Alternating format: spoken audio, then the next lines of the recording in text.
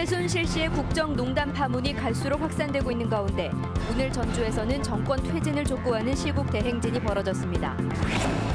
10월의 마지막 주말을 맞아 곳곳에서 다채로운 행사가 펼쳐졌습니다.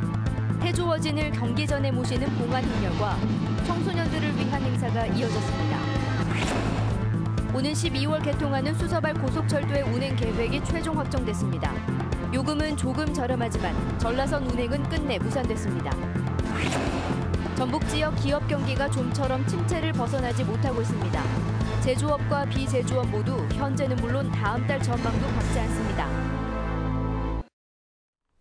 안녕하십니까. JTV 8시 뉴스입니다.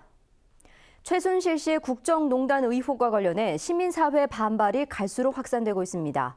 어제 촛불 시위에 이어 오늘은 거리 행진을 벌이며 정권 퇴진을 외쳤습니다. 이승환 기자의 보도입니다.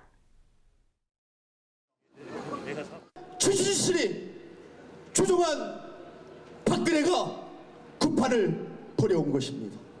박근혜 퇴진 전북 지역 비상 시국회의가 오늘도 거리로 나섰습니다. 이들은 최순실 씨의 국정농단 의혹과 현 정부의 이딴 실정을 강하게 성토하고 박 대통령의 퇴진을 촉구했습니다.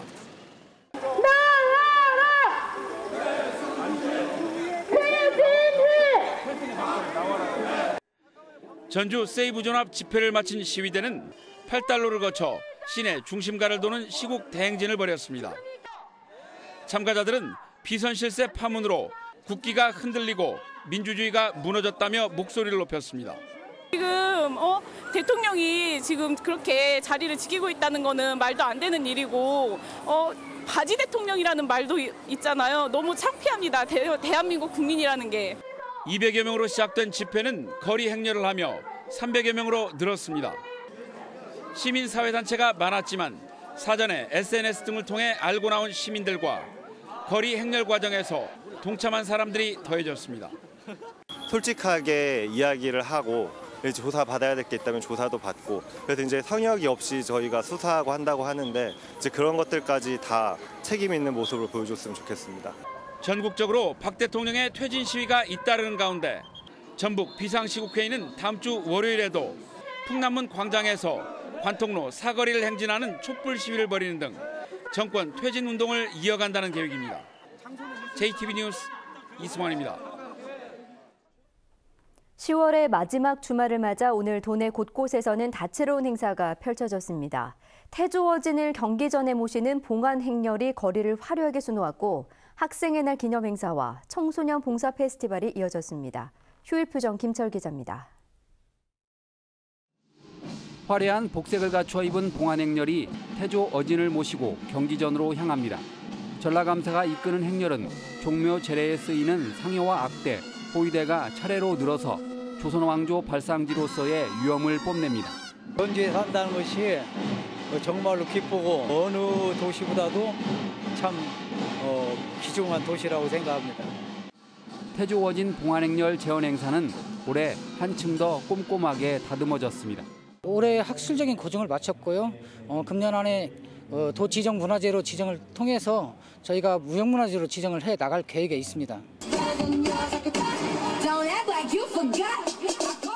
학생 댄스 동아리에 신나는 공연이 펼쳐지자 청소년들이 환호성을 지릅니다.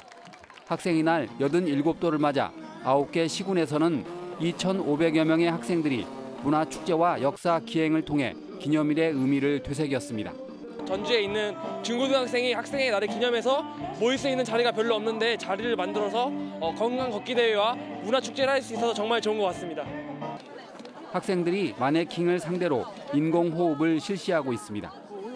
대한적십자사 전북지사가 마련한 행사에서 참가자들은 책에서만 배우던 재난과 안전, 인도주의 정신을 체험했습니다. 아이들이 모여서 여러 가지 같이 활동을 하면서 실습 개념으로 직접 하다 보니까 아이들이 굉장히 피부로 와닿는 것 같습니다. 깊어가는 가을 속에 다채롭고 풍성한 행사가 가득한 하루였습니다. JTB 뉴스 김철우입니다. 오는 12월 개통하는 수서발 고속철도의 운행 계획이 최종 확정됐습니다. 요금은 기존 호남 고속철도 KTX보다 저렴하게 책정됐지만 전북에서 요구했던 전라선 운행은 무산됐습니다. 송창용 기자입니다. 호남고속철도에 이은 또 하나의 고속철도인 수서발 고속철도가 오는 12월에 개통합니다. 서울 수서에서 출발해 경부고속철도, 호남고속철도와 합류하는 노선입니다. 요금은 기존 호남고속철도 KTX에 비해 저렴합니다. 수서 익산 28,000원, 수서 정읍 33,100원으로 용산 익산, 용산 정읍에 비해 12.5%와 14% 각각 낮습니다.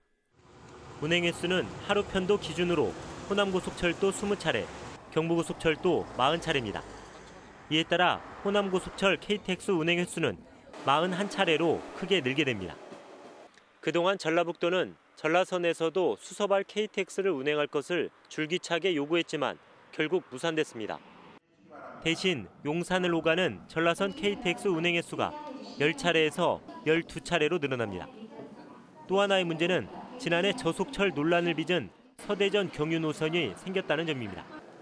용산에서 서대전을 거쳐 호남선과 전라선을 오가는 KTX가 각각 2차례씩 운행할 예정이어서 다시 저속철 논란이 일 것으로 보입니다.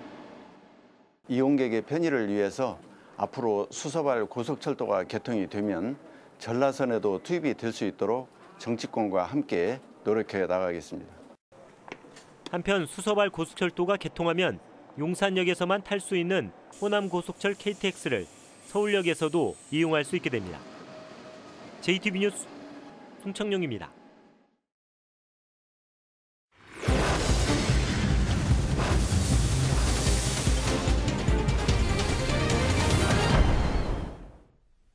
공익적인 목적으로 쪽지 예산을 활용하면 김영란법으로 불리는 청탁금지법의 적용 대상이 아니라는 국회 입법조사처의 판단이 나와 예산 증액의 변수가 되고 있습니다. 국회의원들은 예산심의 때 자신의 지역구 예산이나 특정 사업 예산의 편성 또는 증액을 쪽지로 예산결산특별위원회에게 부탁하는데 이를 쪽지 예산이라고 부릅니다. 전라북도는 그동안 쪽지 예산으로 새만금 등 현안 예산을 늘렸기 때문에 이번에도 쪽지 예산을 통해 3년 연속 6조 원대에 머문 국가 예산을 크게 늘리는 작업을 시도할 계획입니다. 전북 지역 기업 경기가 좀처럼 침체를 벗어나지 못하고 있습니다. 한국은행 전북본부에 따르면 10월 중 업황 실사지수는 제조업의 경우 9월과 같은 64로 조사됐으며 비제조업은 62에서 59로 하락했습니다. 또 다음 달 전망지수도 제조업은 70에서 69로 비제조업은 63에서 62로 모두 떨어졌습니다. 기업 경기 지수는 100을 기준으로 초과하면 경기나 전망에 대한 긍정적인 응답자가 많고 미만이면 부정적인 견해가 더 많은 것을 의미합니다. 전주시가 사실상 직접 운영하고 있는 자원봉사센터를 사단 법인으로 독립시킵니다. 전주시는 이를 위해 창립총회에 이어 연말까지는 법인 설립 절차를 마친 뒤 내년 1월부터 사단법인 체제로 운영합니다. 자원봉사센터가 사단법인화하면 독립성을 갖게 돼 순수 봉사단체로서의 기능에 보다 충실하게 될 것으로 전주시는 보고 있습니다. 익산과 공주, 부여 등 백제 역사지구의 모습을 담은 우표가 나왔습니다. 우정사업본부는 익산 미륵사지와 공주 공산성, 부여 정림사지 5층 석탑을 소재로 디자인한 우표 2종을 발매했습니다. 우정사업본부는 유네스코 세계유산으로 등재된 백제 역사지구를 널리 알리기 위해 우표를 발매했다고 밝혔습니다. 2016 전라북도 소년체육대회가 연말까지 주말을 이용해 열립니다.